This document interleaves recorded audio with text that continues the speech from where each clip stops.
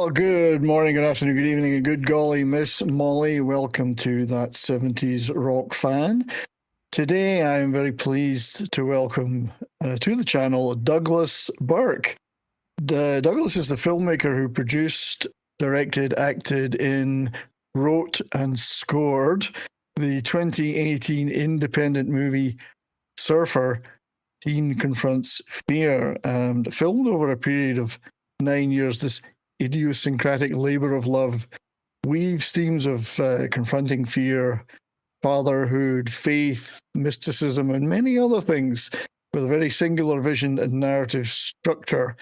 So, good morning, Douglas, and thank you for being here. Good morning. Thanks for having me.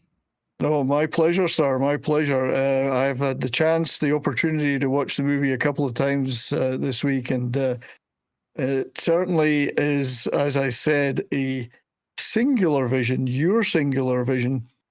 And I'd like to kind of dive into that a little bit more today, if that's okay with yourself. Oh, yeah. So, am I right in saying it took 9 years from conception and the start of filming to the completion of the movie? Yeah, it was actually 9 years plus another 3 of editing and scoring. But the 9 years was filming my son as he was growing, filming him surfing. Yeah, was that the original concept? Because a number of other elements have appeared in the movie, the finished movie. But was it originally? Were you looking to film the growth of your son as a surfer over the years? Yeah, I was. The original plan was to make a silent movie of him progressing as a surfer and growing larger and becoming more apt at handling the waves. But he surprised me. He rode some really big waves. Yeah. And I told him we got to have a really big wave to end the movie if it's going to be a real movie, like with dialogue, and because every great surf movie has a big sequence at the end, like Big Wednesday or any of the great surf films. I think it's a big 50. Is it a 50-footer at the end that you? Yeah. Writing. It's quite impressive. Yes. Are you yourself a surfer? I mean, have you grown up as a surfer too? I am, but my knee is. I need a new knee, so I haven't surfed in a while. Yeah. Well, you're certainly in the water a lot in this movie, though. Oh yeah. Oh, yeah. Yeah, so I'm just fascinated by that because obviously there are scenes in the movie with dialogue that you've filmed with Sage, your son Sage, and you and he play the two leading roles in the movie. You're kind of playing yourselves, but other versions of yourselves, I guess. But you filmed those scenes quite some time ago. Did you have that vision that it would develop into what it became? Because there's some quite specific dialogue early on. Oh, early on when I have him when he's little. Yeah. And there's that specific dialogue that kind of rhymes. That was in it from another movie. Okay, because it's quite a powerful monologue, which you wouldn't just ad lib that. That's you've put a lot of care and attention to the writing of that sequence, which I thought, Yeah. well, 9 years later, were you envisaging 9 years later where that would fit in the finished narrative? Yeah, no, when that all came later, when we had all this surf footage of him progressing from age, well, very young age to 14. He's 14 when the movie ends, weighed about 100 pounds.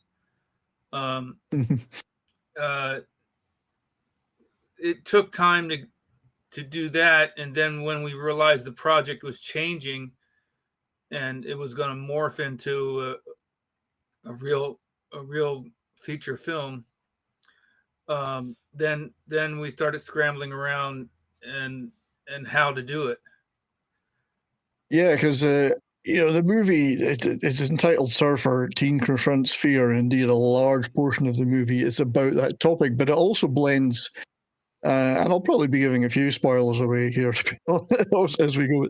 It blends Christian mysticism and faith elements. There's obviously the surfing elements. There's even a diversion into military intrigue and some Yeah.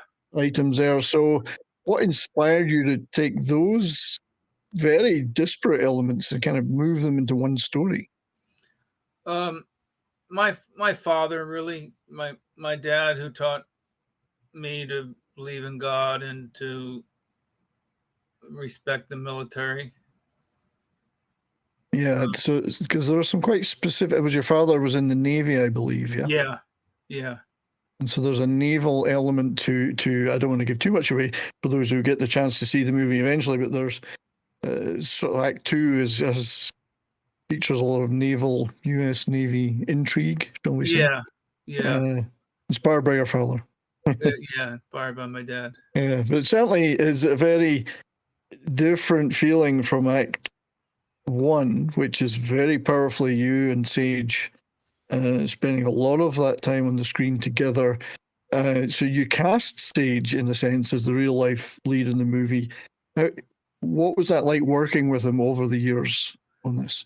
Um, he didn't really know what we were doing until we started shooting dialogue. Yeah. Um, I mean, I told him, but it didn't really, you know, it, Well, he was a young guy, so I guess he was.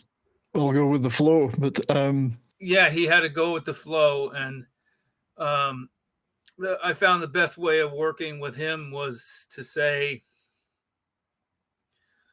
Sage, you got to explain this yeah, in your own words, and then he would say it in his own way, um, and rather than giving him lines to memorize. okay, yeah. Because what's interesting, I think, about the two performances, yours and his, is that he's very much, although he's the protagonist and that he's the kid that's trying to overcome this fear of having a bad wipeout and being dragged to the bottom of the ocean. He doesn't want to go back to his surfing, just to give people a picture.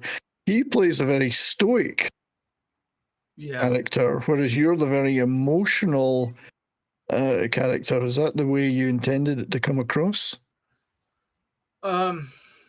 Yeah. Yeah. I did.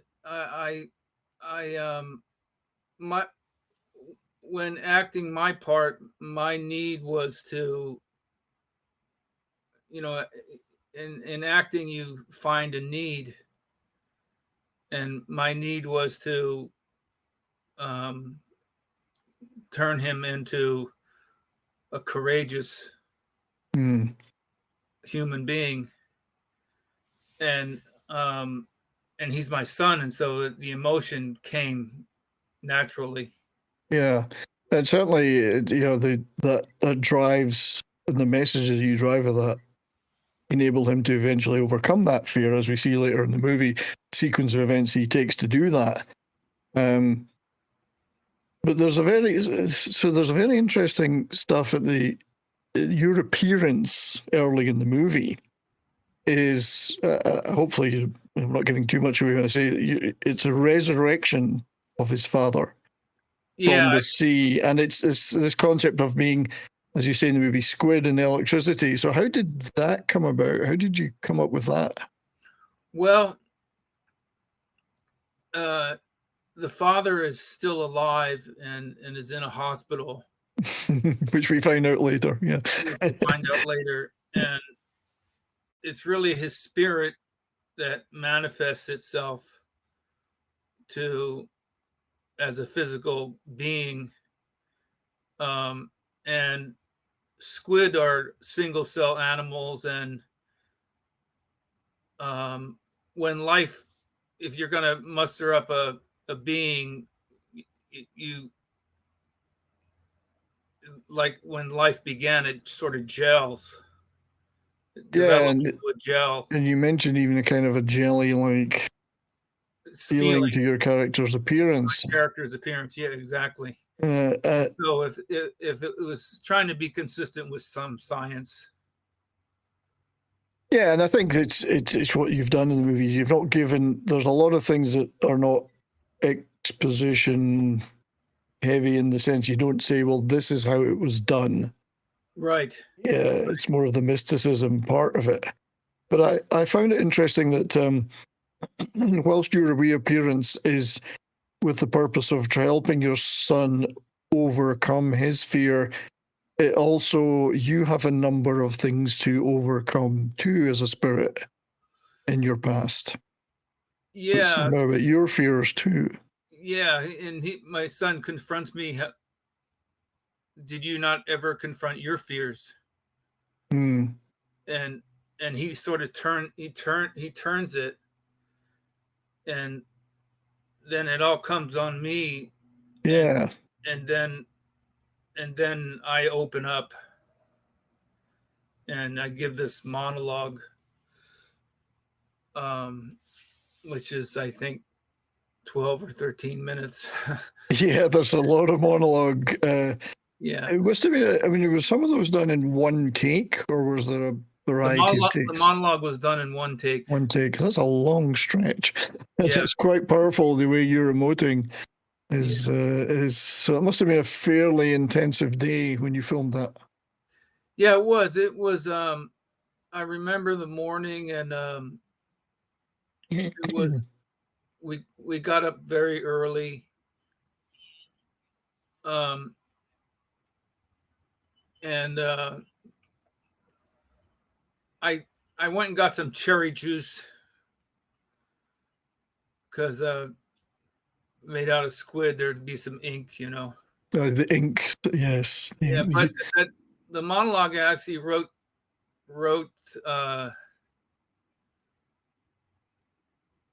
just a few days before. Yeah. And I had cue cards. Well, it's quite a lot of words. I could put it that way. Yeah. I mean, that's another aspect of this, though, which is that you were wearing an awful lot of hats in this movie. Director, writer, actor, composer. How difficult was it for you to juggle all that, and how did that affect the final product? That you were doing all this stuff as not a one-man band, there are other people involved, but that's quite intensive. Yeah, it's hard to act and direct when you're also the grip and the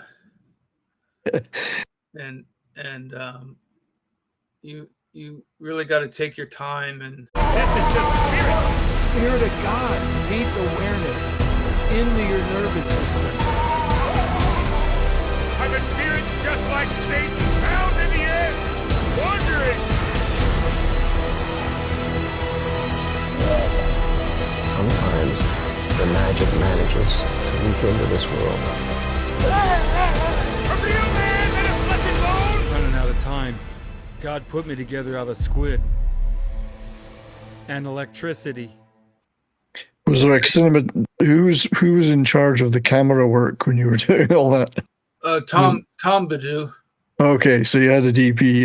Yeah, I had a DP. Yeah. No, that's great because that might have been one too many hats. Yeah. I have another movie that's finished. It just needs to be re-edited, and there's a couple scenes where there's no DP. I mean, I just turned the camera on and ran in front of the camera. And can you tell us any more about that movie, or is it secret? Yeah, that movie's called Gull, and it was actually shot in my 20s, and that movie is a labor of love, but it needs to be re-edited and rescored. So, well, editing's an interesting point because your movie has been discussed in a lot in terms of the pacing and the structure. So it's got a lot of long unedited surfing sequences, a lot of long monologues. Why did you choose that kind of slower, meditative pacing for the movie? Well, the platform was I had to teach him these things. He had to absorb them, and then he had to express them. And you'll notice the last 15 minutes of the movie is like a silent movie. Mm. And that's basically him expressing his fearlessness. He's conquering his fear and he's getting back out in the ocean. Yeah. Yeah. And then the waves are getting bigger and bigger and bigger. And it's interesting because he's really surfing. It's really him. Yeah, it's really him. Yeah. Which is kind of cool. Yes, it's not a stunt guy, an actor. It's really Sage. It's really Sage. So you're it's almost like the film mirrors life. Life mirrors the film. You're watching him do these things in real life, but it's part of the movie. It's part of the movie, yeah. Yeah. Exactly.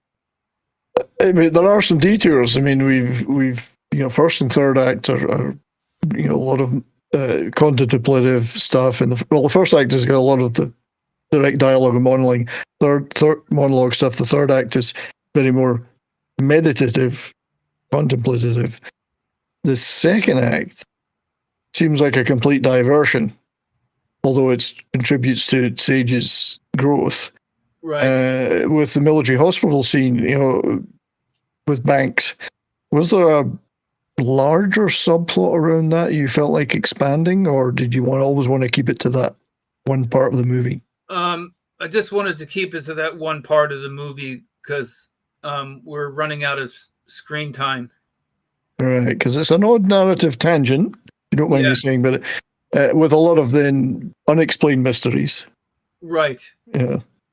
Which could have been seen as part of a wider movie of its own. Almost. Yeah. That is kind of a story of its own, and I cleaned it up with that Navy SEAL that talks to Sage. Yeah. And trying to get him ready because Banks is going to provide the money for him to go on this surf trip, which becomes the silent movie at the end. Yeah, his exploration of his conquering his fear. Yeah. Done somewhat in tribute to his father, in a sense. Yeah, it is interesting that the movie is a divine comedy in a sense, but Sage's character follows a trajectory of a classical tragic hero in that from Aristotle's point of view, he accidentally kills his father. Yeah. Because by conquering his fear, his father then can move on. Yeah, because that's part of, you're not able to move on with the situation your character's in for various reasons. Yeah. Yeah, my character's kind of stuck. Limbo, stuck in purgatory, almost. Stuck in purgatory, yeah. And Sage doesn't know that he's going to free me. So it's by accident of pursuing his own growth that he frees the father. Yeah, which ultimately is a good thing. I mean, that's a good outcome.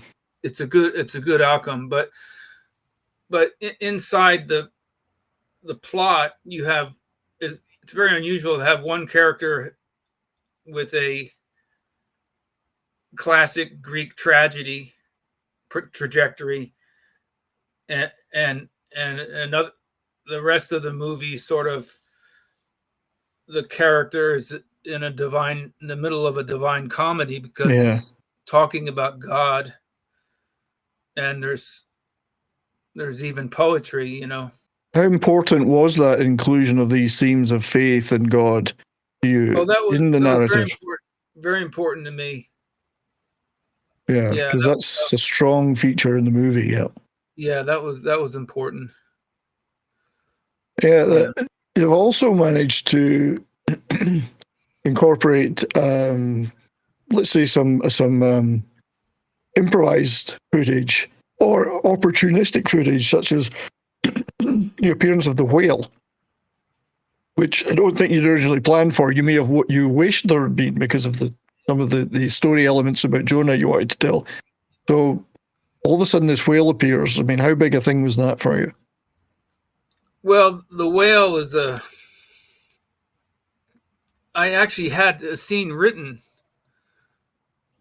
for a whale, and it looked like we weren't going to be able to have the scene in the movie. It'd have to be cut, and so But it does enabled you to deliver some more messages to yeah, it the enabled sage. me to deliver some more messages in that the story of Jonah and then the whale, but cutting back to real time. I was looking at the waves down at this one spot on the internet, and I saw this whale floating, and It's coming into the beach. Yeah. calculations in my head that it was coming into the beach and was going to become a beached whale, and which is what we needed for the scene. Yeah. And it tied into that's an original interpretation of the story of Jonah. Okay. Yeah. The way we treat the whale, and how the whale is faith, And it's ties to well, in this case, to sage. exactly. Yeah. Everyone has their whale. Yeah.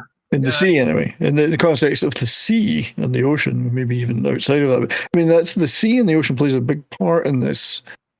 Like everything's tied to the sea in it, which I found fascinating. I mean, you're obviously living in that environment near the coast. It's in California, I believe. Yeah. Yeah. It's all shot all shot in California. Yeah. Yeah. It was all shot. Sorry. It was Yeah. all No, shot in that's California. okay. Well, it's such a great area to be able to shoot things in naturally without having to go any distance to get those scenes, the ocean and various other scenes. Although I think you've put in little bits and pieces from other travels you may have done as well. So another thing that I found fascinating is that you compose the music, the score. Are you a natural musician, or was this something you just felt you had that in your head as you were making it, that you knew what the music would sound like? I knew what kind of music I wanted, and I hummed the score, and had sound engineers build the score up from what I hummed. Yeah, and there's also an original song in there too, which has a surfing feel to it. Yeah, albeit a little bit more. It's not so much an upbeat surfing feel, more of a mystical feel to it. I think the sound. Yeah. So there's surfing music elements in there, or what we used to call surf music. Yeah. So and it's not the Beach Boys. The guitar elements were my doing. Yeah. But the engineers made it work. Yeah. It's sort of hard to hum a guitar sequence. Well, we've all tried it. Yeah. Yeah, well, right. But it is certainly a huge component of the finished experience. The soundtrack is very complementary to the themes, I think. Yeah, the one, there's supposed to be guitar.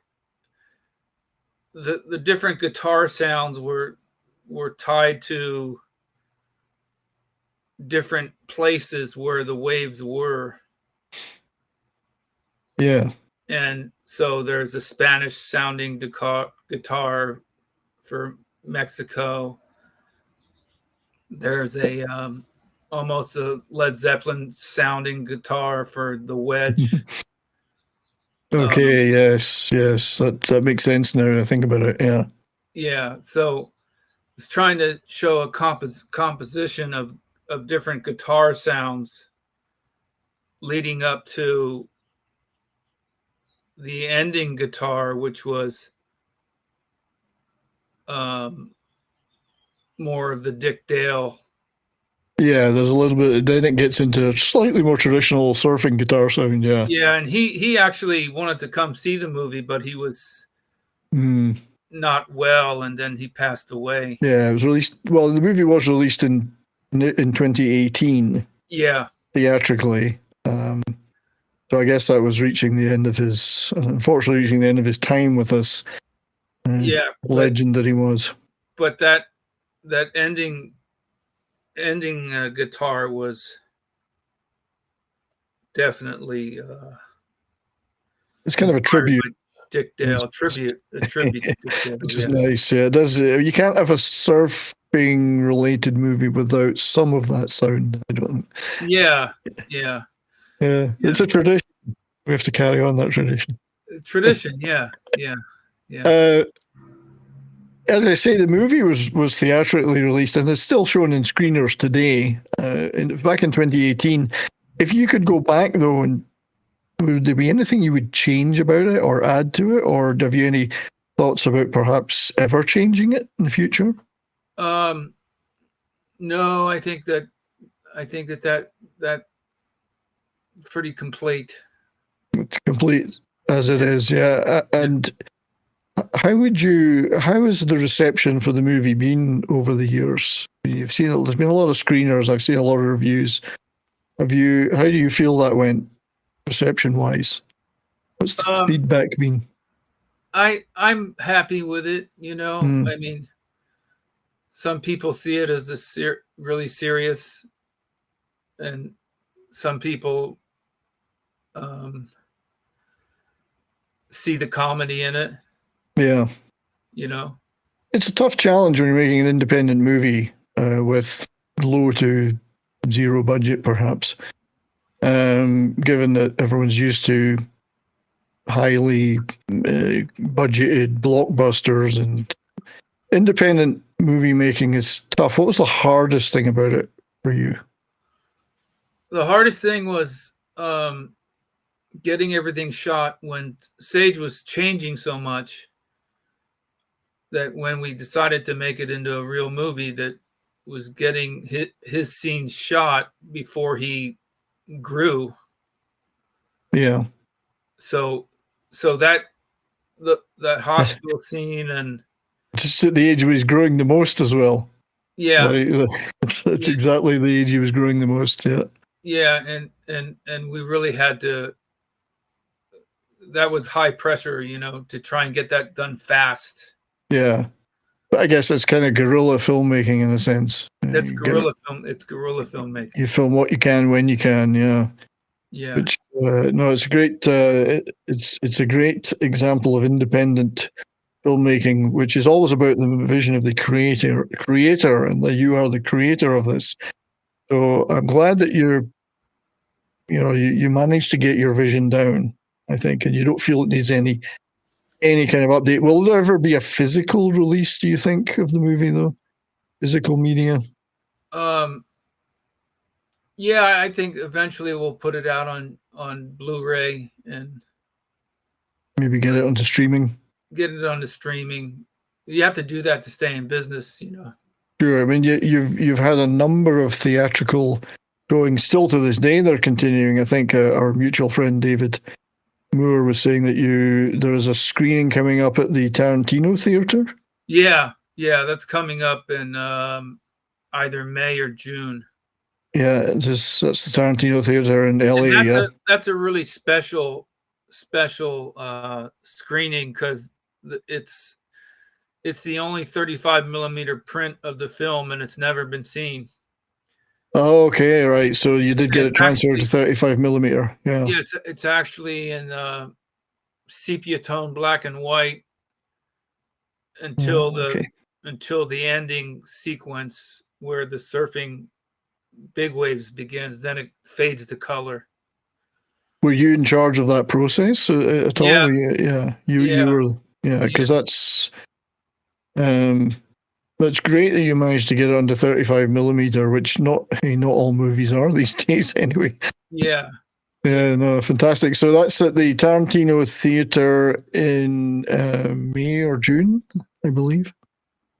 May or June, yeah. Yeah, something. The New Beverly Cinema. New Beverly Cinema. Okay, yeah. Yeah, Okay, well, anyone in LA, which I think that's in, LA, look out for that then, that screening, because it's an opportunity to see the movie, and it does pop up at cinema clubs and film conferences and showings like that as well. But yeah, a physical media release would be wonderful. yeah. I gotta gear up for that. Yeah, and you've got your new movie that you're currently finishing off, and I'll get it right this time. Gull. Yeah, Funny, the first thing came to my mind was Gaul. I was thinking of Asterix the Gaul. yeah. No, and then there's also a hot rod movie that's almost done. Oh, that sounds good. This is also filmed in California, or Yeah, California. hot rods scene. Yeah, that sounds fantastic. Yeah. Yeah, that sounds really good. Look forward to hearing about that, Douglas. Is there any other thoughts you'd like to share with us about the movie before we wrap up? No, just I hope everyone gets to see it eventually, and still playing around in theaters. But I hope eventually, over time, that it gets to be seen over a large audience. I certainly hope so too. It's incredible. I mean, this kind of individual filmmaking is something we need to all support, regardless of the subject matter or now whatever independent filmmaking is important. I think it's the message. It's the art. It's the last art in the industry. Yeah, Really. an industry that's now facing corporate ruin in a sense. Independent filmmaking is always what sparked revivals. So good. Thank you for making this, sir, and thank you for continuing to make movies. And I wish you lots of success with them. Thanks for being here, Douglas. Appreciate it very much. Thank you.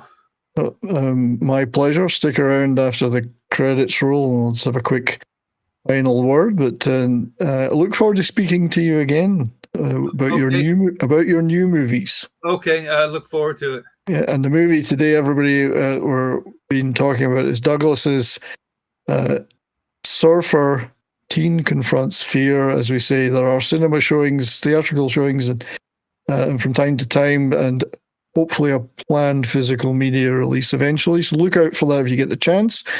Till next time, everybody, thank you for watching this channel. I appreciate it, your support very much. We'll be back soon. Until next time, keep on rocking.